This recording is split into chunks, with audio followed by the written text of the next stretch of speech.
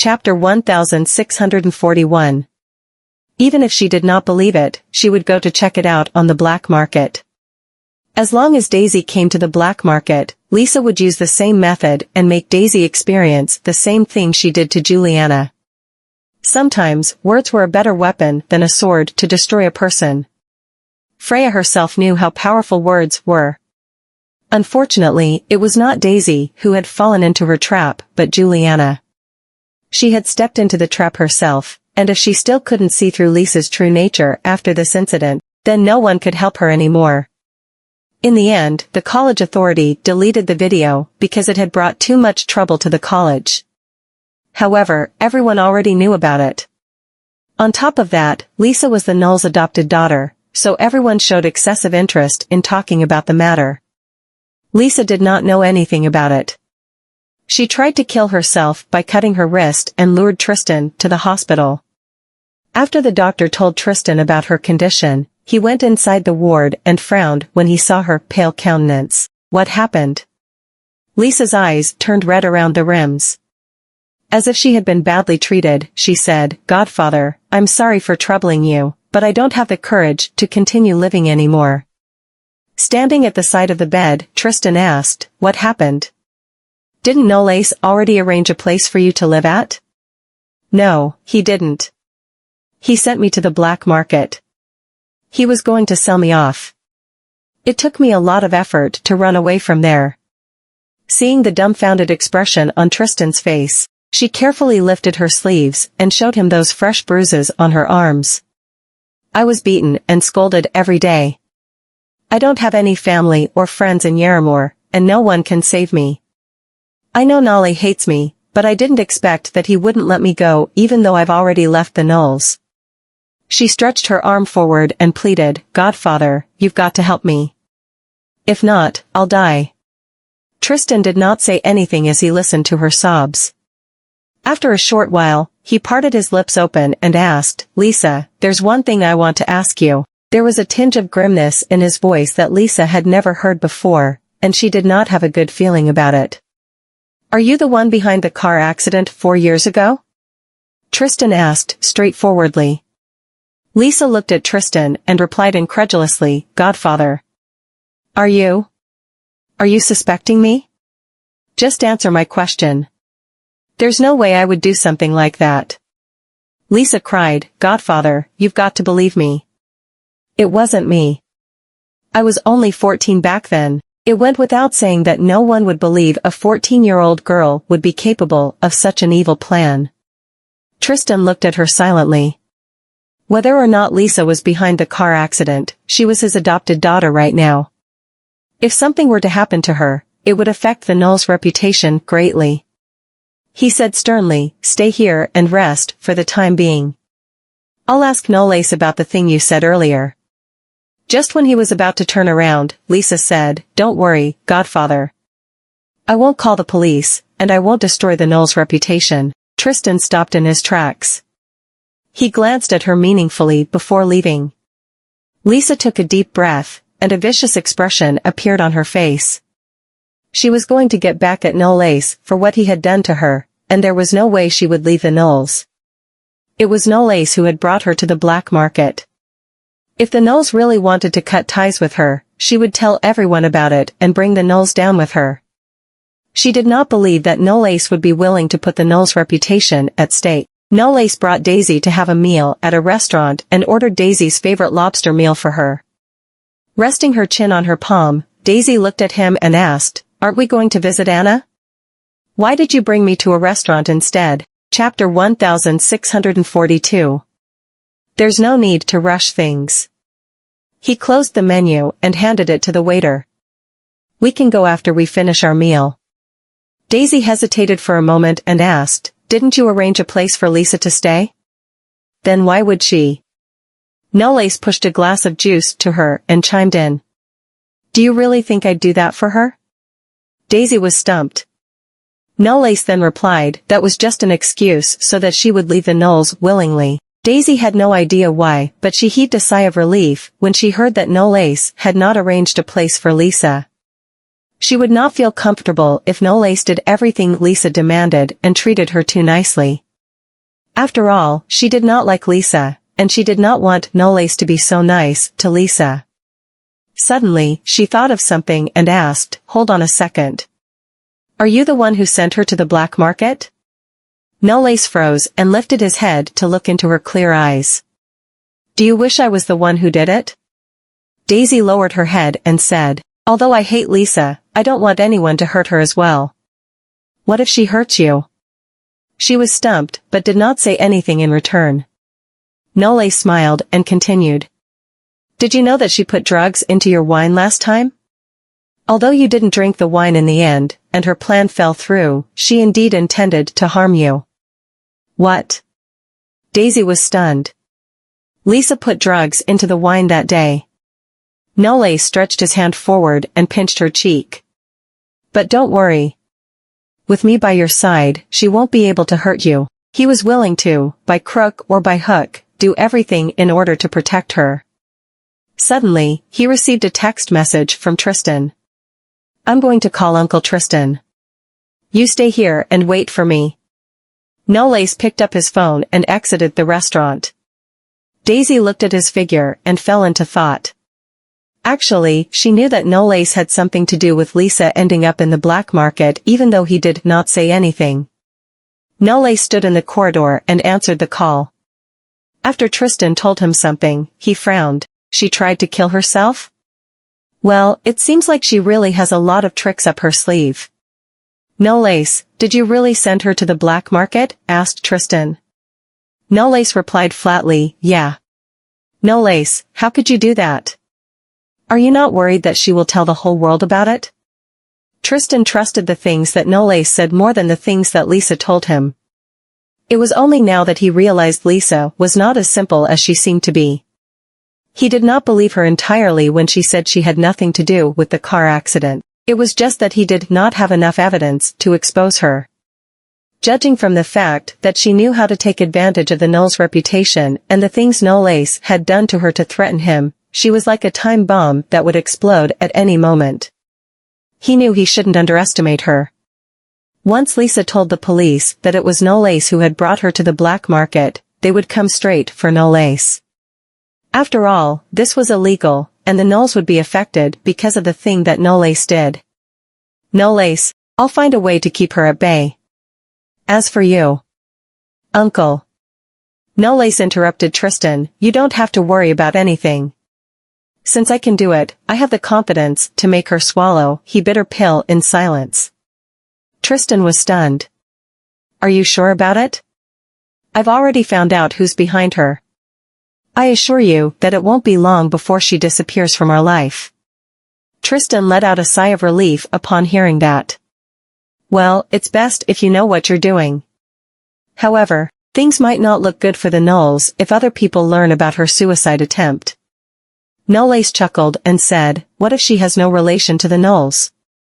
While Daisy was waiting for Nolan in her seat, a waiter approached her and put a note on her table before leaving. Daisy's curiosity was piqued, so she picked up the note and took a look at it. "Come to the parking lot. This is urgent." Chapter 1643. Daisy thought Nolan had asked the waiter to pass the note to her, so she got to her feet and headed to the parking lot. When she arrived at the parking lot, she looked around but couldn't see Nolan.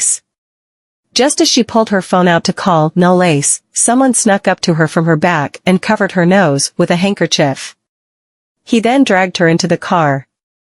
Her phone dropped to the ground, and the call was connected. By the time Nolan returned to the restaurant, Daisy was already gone. When he saw the note on the table, his face sank. He stopped a waiter and ordered, "Bring me to the surveillance room.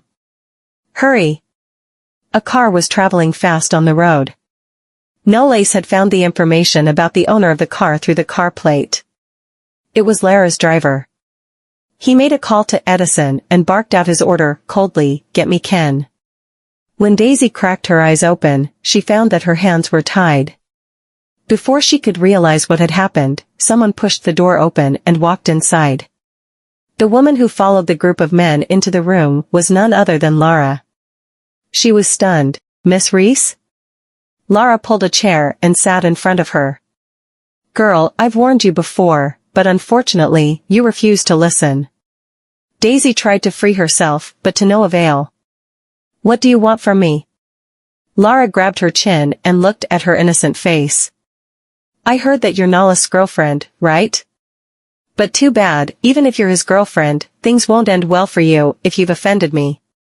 Daisy blinked and turned her face sideways. You'll regret it if you don't release me now. Lara did not expect Daisy to threaten her now. She grabbed her hair, causing Daisy to yelp out in pain as she hissed through gritted teeth. Girl, what a nerve that you dare to threaten me when you're in Yaramore. Do you know who I am? She pushed Daisy away. Since Daisy's hands were tied, she couldn't keep her balance and fell sideways, causing her forehead to hit the pillar at the side. Soon, a bruise appeared on her fair skin. Walking on her stilettos toward Daisy, Lara kicked her with the heel of her stilettos, causing Daisy so much pain that she felt like someone was forcibly removing her bones from her body. Lara became even more excited when she heard Daisy's pained scream, and she kicked her a few times again. Daisy's face turned pale, and she was shaking in pain. Bitch! It seems to me that you're lacking some real-life experience. Very well, then. I should teach you a lesson today. There are some people in this world that you should never offend. Lara pulled her up from the ground and kicked her in the stomach, sending her flying several feet into the air before connecting with a meaty smack in the wall. The man beside Lara was startled. He did not want things to go out of control, so he said, Miss Reese, you need to stop now. You might end up killing her. Lara turned around and slapped him across the face. The man who got slapped by Lara lowered his head and went to the side. What the hell are you guys afraid of? Even if I kill her, do you think the police will dare to do anything to me? The group of men remained silent. Lara came from a prestigious family. She acted arrogantly in the entertainment industry, and nobody dared to do anything to her. The reason was that her father had a close relationship with some of the politicians. There was once she had disfigured an actress for offending her. Finally, it was her father who suppressed the matter. She only came out to apologize, and the whole matter was fizzled out. Lara walked up to Daisy and stepped on her back. What do you think will happen if I destroy your face too? Pushing down the pain that was screaming at her, Daisy gritted her teeth and lifted her eyes to look at her. Then can you untie me first? Huh? Lara squinted. What are you talking about? There are so many of you, so it's very unlikely that I can run away. Daisy said calmly, since you're going to destroy my face, no matter what happens, can't you just fulfill my request? Chapter 1644. Lara stared at her. This was the first time she didn't see any fear in someone's eyes after being threatened with disfigurement. She leaned closer to her and grabbed her hair. Do you really think I won't do it? Daisy hissed in pain and smiled weakly. As long as you untie me, I assure you that I won't get angry no matter what you do to me. Lara turned around to look at the people behind her. The man received her signal and pulled a knife out to cut the rope. However, the moment the rope dropped to the ground, Daisy grabbed the man's wrist and snatched the knife out of his hand. After that, she scrambled up from the ground and pounced at Lara. She put the knife on Lara's neck and snarled, "Stand back." The group of men did not dare to take a single step forward. Lara froze. The chilly sensation that she felt from her neck caused her face to turn pale with fright. How dare you attack me? I'm telling you. If I die, you won't get out of here alive either. Lara had underestimated Daisy. She had been under the impression Daisy was a weak little rabbit who did not dare to fight back. She did not expect that she would have the guts to hold her at knife point. Really? Are you sure you're not the one who won't be able to get out of here alive if you kill me? Daisy said as she applied more force on the knife. The blade sank shallowly into her neck, and blood began to seep out of the wound. Lara was startled. What do you want? If you let me go now, I'll forgive you for everything you did today. Do you think I'm stupid? Daisy chuckled. If I let you go now, I'm sure you'll kill me right away. Cold beads of sweat were oozing from Lara's forehead. She did not dare to fight back since there was a knife on her neck, and she couldn't do anything but follow Daisy as she forced her to take a few steps backward. When Daisy saw those men move toward them, she exerted a little strength on the knife and asked, "Do you guys want me to kill her?" Lara's voice was shaking because of her fear as she shouted, "Can't you idiots see that she's holding a knife? Don't come any closer, she just wanted to keep herself alive." After she got out, she would definitely make Daisy pay the price. Suddenly, Nolan's voice rang out from the door outside. "Secure the perimeter. Don't let any of them run away." Daisy was stunned. "Noles." Seeing that she was distracted, Lara hastily snatched the knife from her hand and swung it at her.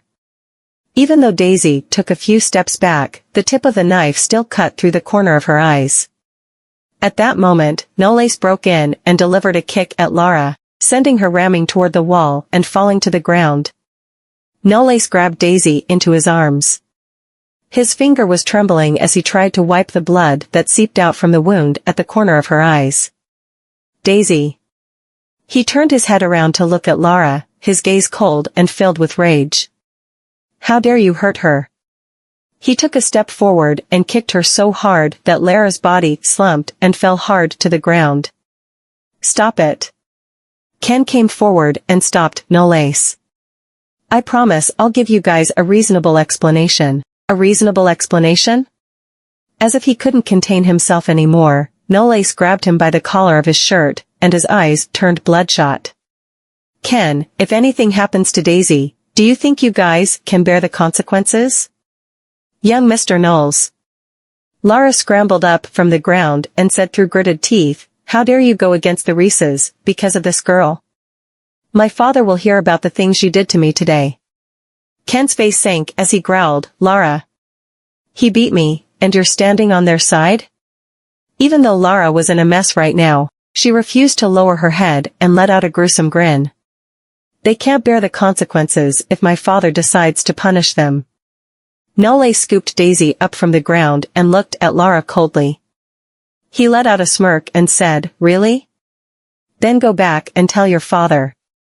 Tell him to get himself ready as your family's good days have come to an end." Carrying Daisy in his arms, he left without turning his head around. Ken clenched his fists tightly. It had taken him a lot of effort to get the Reese's support, yet he did not expect everything to be destroyed by Lara. Chapter 1645. Lara did not take Nolan's threat seriously. "The Knowles are nothing compared to the Reeses. I don't know where he gets the guts to threaten me. Also, Ken, how could you stand on their side just now? Do you still want to marry me or not?" Ken took a deep breath and loosened his grip. He looked at Lara expressionlessly and laughed. "What you should be worried about isn't our marriage anymore." Lara was stunned.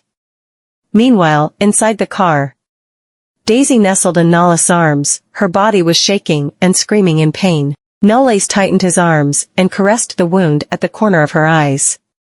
"Does it hurt? Where else did she hit you?" She forced a smile on her face and replied, "My entire body is screaming in pain." She felt pain in her chest as well whenever she breathed. Noles told Edison to drive faster, and Edison did as he was told. Daisy asked softly, "Will I get disfigured?"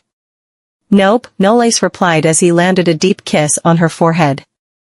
"The wound isn't deep, so it won't leave a scar. I feel like I'm dying." "Don't be silly," replied Noles. "We're almost at the hospital. Just hang on for a little longer." Daisy chuckled and winced at the pain that shot up from her chest. "Thanks for coming to save me, Nole." Noles was taken aback and lowered his head to look at her. "What did you call me?" Daisy leaned her head on his chest and closed her eyes as if she was asleep. "What do you mean by that, Ken? She's just Nolan's girlfriend. So what if I beat her? It didn't kill her. Besides, didn't you see that she threatened me by holding me at knife point?" Standing in the living room, Lara was throwing a tantrum while accusing Ken of not taking her side. Ken looked at her expressionlessly and was getting more and more annoyed at Lara's tantrum. The reason he was willing to put it up with Lara was that he wanted help from her family. He had told Lara before that she shouldn't mess with Daisy since the consequences were something that they couldn't bear. However, she refused to listen to him and foiled his plan. "That's enough, Lara. You're now scolding me because of that bitch? Don't forget that you're my fiancé. If not for the support of the Reeses, do you think you would get to where you are now?" Ken had been unable to raise his head in front of the Reeses because, just like she said, they were the ones who had given him everything he had today. Throughout the years, she liked Ken because he had never disobeyed her before. All of her friends took pride in their husbands' loyalty. The more loyal their husbands were to them, the happier they were.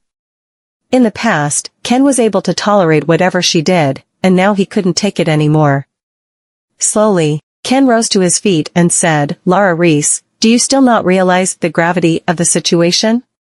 Lara froze. Ken had never called her with her full name before.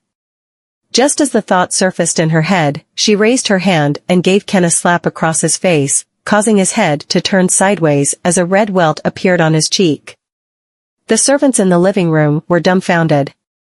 "It seems to me that you don't want to marry me anymore. Ken, get the hell out of here right now." Ken's cheeks puffed up, and his face sank. He turned around and walked toward the door without looking back. When Lara saw that he was really going away, she shouted, "You'll regret it if you step out of the door today. Don't come begging to me when the time comes." Ken shut the door and continued to walk forward without stopping. Lara was so exasperated that she flipped everything on the table to the floor. Meanwhile, at the hospital. By the time Daisy came around to her senses, it was already in the evening. Nolan, who was sitting next to her, realized that she had woken up and grabbed her hand. "Daisy." She wanted to get up from the bed, but Nolan did not allow her to. "You need to stay in bed for now." Before she could finish her sentence, a pang of pain shot through her, and she hissed. Nolan tucked her back into the bed and said, "I told you. You need to stay in bed for now." "Is it bad?" she asked. Nolan brushed a hand over the hair on the corner of her forehead and said with a stern face, "It's not that bad. It's just a splenic injury, and you're going to feel a lot of pain." Chapter 1646. Daisy pouted. The door was pushed open abruptly. Colton stormed in and grabbed Nolan by the hem of his collar. "Knowles, you brought my sister out but didn't take good care of her. What the hell were you doing?" Nolan did not say anything to refute it. Daisy endured the pain and explained anxiously, "Colton, he brought me out only because I said I wanted to visit Juliana." Colton let go of him, but he was still exasperated. "Why would you go out and visit her when there's nothing special? Have you forgotten what she and Lisa tried to do to you just because they failed to harm you?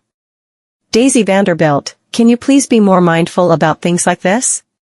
Upon learning that she was abducted and admitted to the hospital, he rushed straight to the hospital, feeling both furious and worried. What was more, it had happened when she went out with Nolan. Daisy stared at the ceiling and let off a faint sigh. "Colton, I wasn't the one who was going around looking for trouble. It's the troubles that came looking for me, isn't it? Besides, I'm not a prophet, and I don't have the ability to predict the future. Do you want me to always be on guard against everything every day? Just how tiring can life be? I'd rather you lock me up if that's the case." Colton laughed out loud angrily. "And here you are trying to act all cheeky by talking back at me now, huh?" Daisy was slightly piqued too. "I'm not trying to act cheeky or talk back at you. I'm just being reasonable here. Did you think I really wanted to get injured in the first place?" Raising her voice almost tore her wound, so her face turned slightly pale. Colton was about to say something when Nolan suddenly yelled, "This isn't the right time for you two to quarrel.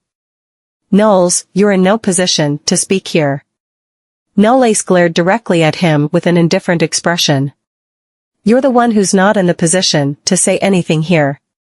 The atmosphere in the ward continued to be stagnant. It might look peaceful on the surface, but the awkwardness seemed to have filled the room with sulfur, and a war would break out if anyone was to be careless enough to set a spark off. Nolan got up and looked at Colton. I failed to take good care of Daisy, and that's my fault. I also know that you're worried about her, but the source of all these matters isn't Daisy, but the person who wants to hurt her.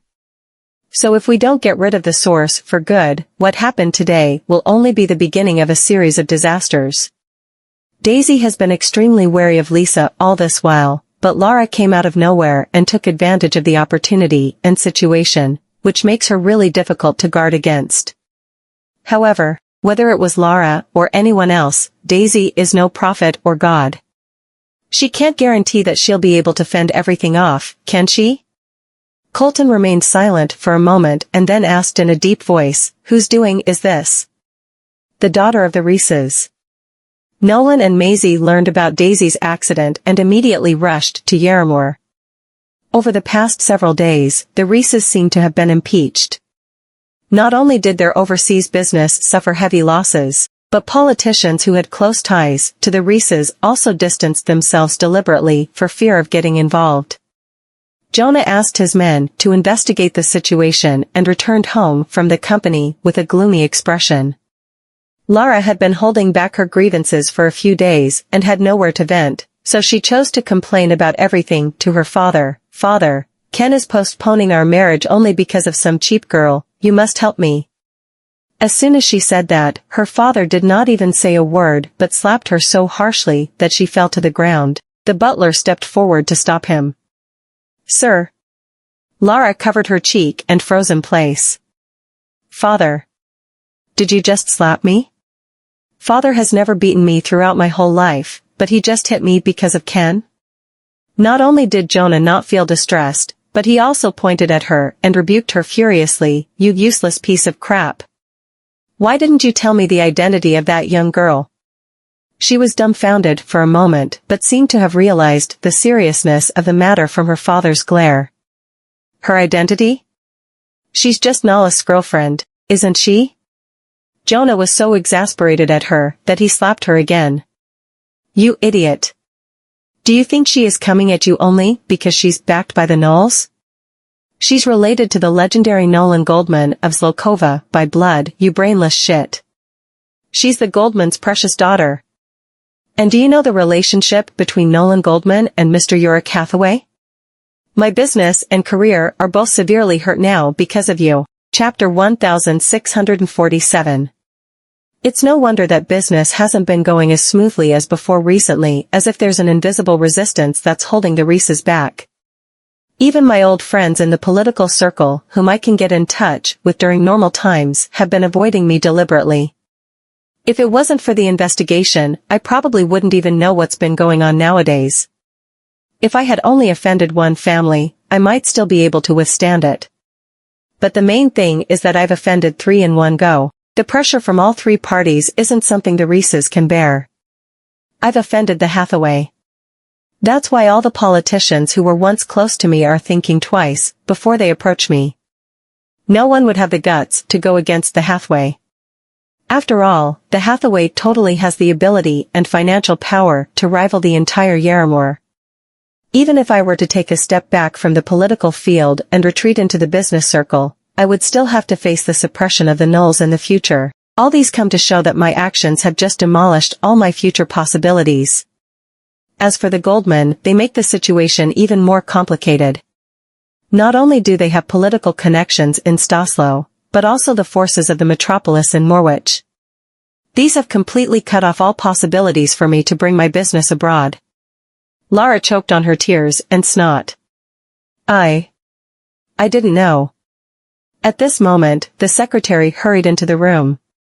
Mr. Reese, Mr. Hathaway has already arrived at the company. Jonah looked very bothered but still piqued at the moment. He glared at Lara and pointed at her. You'd better stay here and don't do anything stupid. Otherwise, even I won't be able to do anything to save your ass. When Jonah arrived at the company, Yorick was already waiting for him in the VIP lounge. He bit the bullet and stepped into the room, and he had to act and speak extremely humbly in front of Yorick for the first time. Mr. Hathaway, I'm really sorry for what my young and ignorant daughter has done. I've already punished her, so can you do me a favor and help me make peace with Mr. Goldman? I'll bring my daughter to the Goldman and apologize in person. I want to help you too, Mr. Reese. Yorick flipped through the financial magazine in his hand, raised his eyelids, and gave off a smile. It's just that you don't understand Mr. Goldman's temper at all. Once he's decided to do something, no one in the world would be able to stop him. Jonah's expression stiffened, and he gnashed his teeth. I'll agree to whatever he wants, as long as he names an offer. Yorick put down the magazine and stood up slowly. Mr. Reese, what your daughter has done has already violated the law. This is a matter of life and death. Do put yourself in Mr. Goldman's shoes.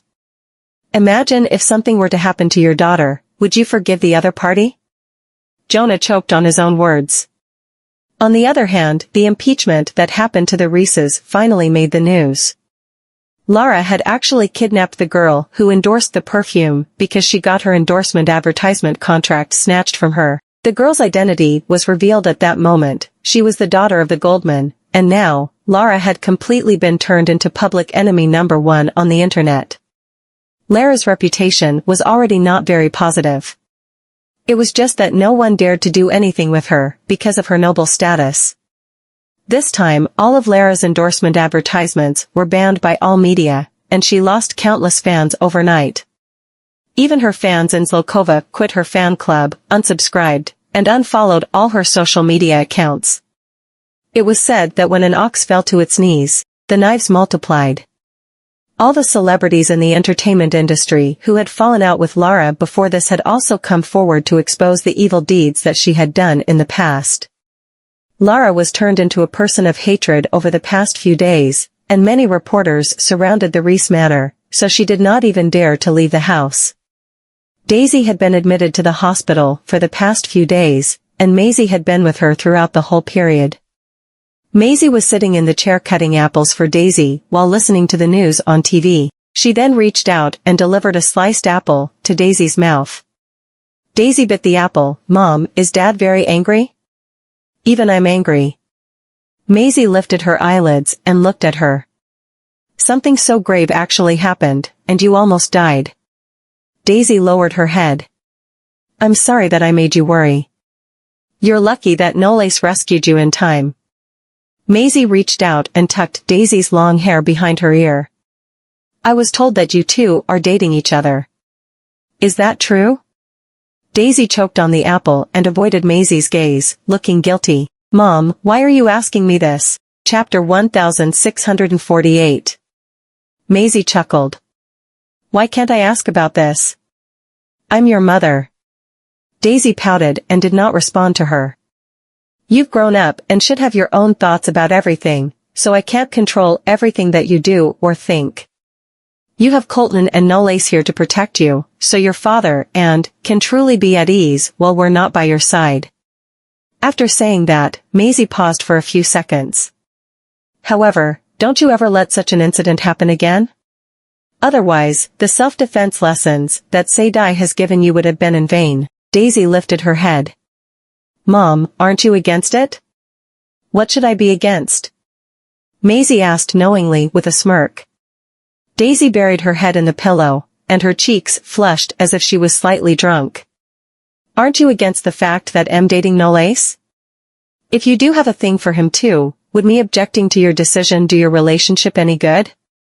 Maisie understood her better than anyone else in the world. After all, she was her own daughter, so how could she not understand her character and personality? At that moment, Nole appeared outside the ward with a bouquet of flowers. Daisy was stunned as she did not seem to expect he would come to visit her at this time. Maisie turned around, saw Nole, and gave off a smile. Nole, you've come. Nole nodded politely. Mrs. Goldman. He walked to the bedside table, placed the bouquet in the vase, reached out, and rubbed the top of Daisy's head. Are you feeling better now? Daisy buried her head even deeper into the pillow, and her ears were on the verge of lighting up on fire. Yes, much better. Mom is here, and this fella is acting so boldly. Maisie sneered and got up slowly. Okay, then you two should have a little chat first. I'll go find your dad. She then exited the ward.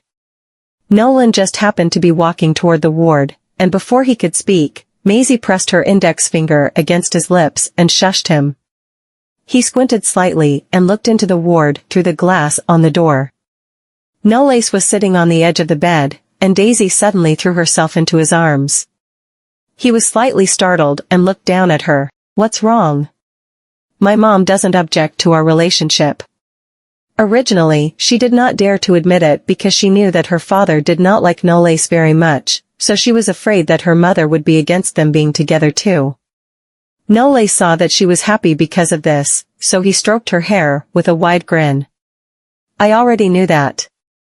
Daisy looked up at him and frowned in confusion. "What did you know earlier?" Nolan looked down at her with a profound smile. "I already knew that Mrs. Goldman wouldn't be against our relationship." Seeing this scene, Nolan felt that someone was about to steal the pearl that he had been cultivating for almost 2 decades, so he was about to push the door and get into the ward, but Maisie stopped him. He was astonished and was dragged aside by her. "What are you doing?" "That kid is taking advantage of my daughter." Maisie lifted her eyebrows. "Didn't you take advantage of me back then too?" Nolan was at a loss for words as he could not refute her. Looking at his gloomy expression, Maisie could not help but laugh out loud. "Daisy likes him too. Would you really stop them from being together?" He rubbed the bridge of his nose. "However, this is still too early. Daisy hasn't even graduated from college yet. In case. Is it early? Aren't you even worse than Nolan? Didn't you cross the line too when I was as old as Daisy, getting me pregnant before marriage?" Nolan laughed abruptly and hugged her. "Are you trying to talk me down with all these history lessons?" Maisie chuckled. "I'm just giving you facts. What's more, Nolan cherishes Daisy very much, and a relationship that starts in college and ends with marriage is very rare and precious. I guess he'll surely respect Daisy when it comes to everything in their relationship." The next day, Freya went to the hospital to visit Daisy, and the two went for a walk in the garden downstairs. It had been a few days since Daisy last basked under the sun. Now that she could do so, it felt extremely comfortable. "You've risen to fame once again.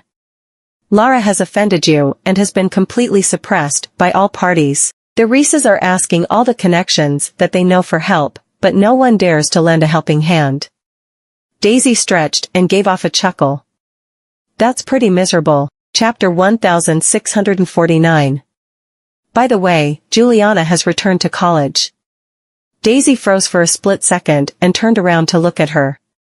"Has she?" Freya crossed her arms. "Yeah, she came back the day before yesterday. After being betrayed by Lisa, she seemed to have been hit hard. When I saw her, she acted very docilely and seemed unable to lift her head and look right at me. The affairs that Lisa had cooked up in the black market had been exposed, and although nothing much happened, discussion amongst others was inevitable. What was more, the underground black market was the largest red light district that Yaramore had to offer. The women who worked there were either illegal or foreign workers. In Yaramore, these were not strictly prohibited, but they were not allowed on the surface. In private, as long as wealthy men felt like it, they could always find themselves some entertainment in the underground black market. Freya stayed with Daisy until noon and left the hospital. The man standing at the entrance of the hospital had his head lowered and was smoking a cigarette. His well-ironed and solemn suit was unbuttoned at the collar, and his attire looked a little untidy. "Why are you here?" Freya frowned. Ken dusted off the ash on the tip of his cigarette and lifted his head. "Is Dee all right?" Freya responded sarcastically, "So you, my biological brother, would actually recall that you have a child? I thought you had forgotten about your own daughter." He crushed the cigarette butt under his feet with a distressed expression. "I didn't come to quarrel with you." Freya continued to mock him. "Is it because the Reeses aren't currently doing as well as you want them to be, so you here to get me to ask Daisy for mercy? Ken, are status and power all you've ever wanted? This is none of your business." Ken opened the car door. "Come home during the weekend." and the car drove away soon. Freya lowered her gaze. He came to ask me to go home. I can almost confirm that it's our parents' intention. Mother has always been very eager for Ken to get together with the Reeses for her personal vanity. She's the illegitimate daughter of the royal family, so she couldn't inherit anything from the royal family because of her identity.